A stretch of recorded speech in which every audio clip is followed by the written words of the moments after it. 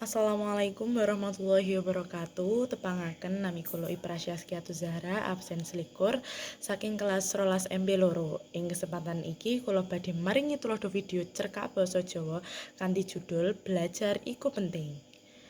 Ing sawijining sekolah menengah ing pinggiran kutha ana bocah lanang jenenge Andra. Andra iku bocah sing pinter main bal-balan nanging ora pati seneng maca buku. Saben pelajaran dheweke kerep guyu karo kancane, gambar ing buku tulis, utawa malah ndodhok meja nganti bu guru kerep ngingeti. Saben dina ibu mesti ngomong, "Belajar kuwi penting le, ilmu ora bakal ngianati sing gelem usaha." Nanging Andra mung mangut-mangut tanpa tenan-tenan dipikir. Nalika semesteran, sekolah ngumumake yen rapor bakal dibagekake dina Jemah. Andra sejatine ora nggatekake, amarga dheweke rumangsa ora ana masalah. Nanging nalika amplop rapor kuwi dibuka, rai Andra langsung pucet. Nilai matematikane jeblok, bahasa Indonesiane merosot, lan IPA-ne malah entek ing angka paling ngisor. Ibu sing maca rapor mung meneng, ora nesu, ora bentak, mung mesem tipis lan kondo. Yen kowe ora owah, nilai iki ora bakal mung nganti kene. Semono wae. Nanging atine Andra dadi angel. Ibu ora nesu, nanging kecewa. Lan rasa kecewane kuwi luwih perih tinimbang diomeli. Sawijining dina, sekolah ngumumake bakal ana turnamen bal-balan antar kelas. Andra langsung semangat, rumangsa iki kesempatane kanggo ngetokake keahliyane. Nanging ana aturan. Sing oleh melu turnamen mung siswa sing nilai rapore minimal kudu tuntas. Andra langsung krasa kaya disambet angin adem. Kancane padha nyeluk, "Ayo Ndra, kowe striker andalan lho." Nanging bu guru mung ngeleng. Rapor Andra durung tuntas. Aturane kudu dienggo patokan. Andra kuciwa banget. Dheweke lunga menyang lapangan sekolah lan lungguh pinggir gawang, nyawang kancane latihan tanpa dheweke. Nalika kuwi, Pak Jatmiko, guru olahraga melu nyedak.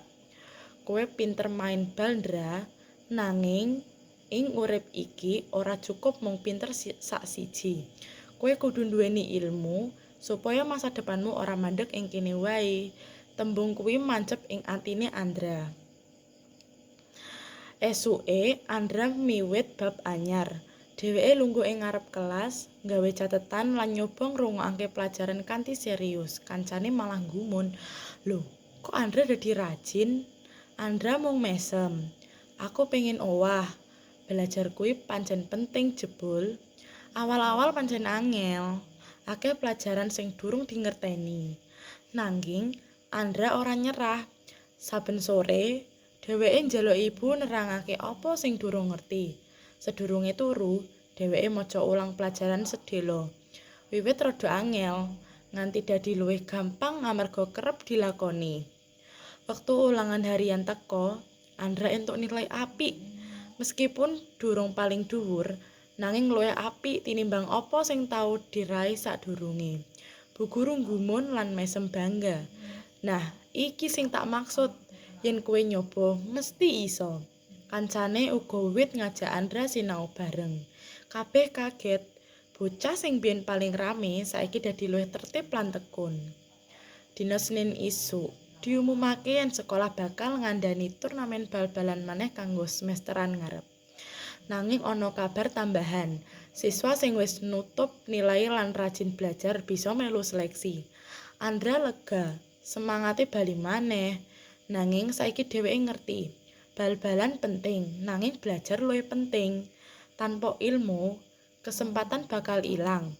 Tanpa usaha, bakat ora bakal dadi apa-apa. Malame Andra lungguh karo ibu. "Bu, saiki aku ngerti kenapa ibu terus ngomong belajar iku penting." Ibu mesem lan ngusap rambute. "Ilmu kuwi bakal sing ora iso digondol maling le. Yen kowe nduweni ilmu, masa depanmu luwih cerah." Andra sing biyen mung mikir main, saiki wis ngerti makna tanggung jawab. Dheweke pungkasane ngerti, belajar kuwi ora mung kanggo entuk nilai apik, nanging kanggo masa depan sing luwih becik. Lan wiwit dina kuwi, Andra ora mung dadi bocah sing terampil main bal-balan, nanging uga bocah sing ngerti yen sukses kuwi berawal dari saka kemauan belajar. Matur nuwun.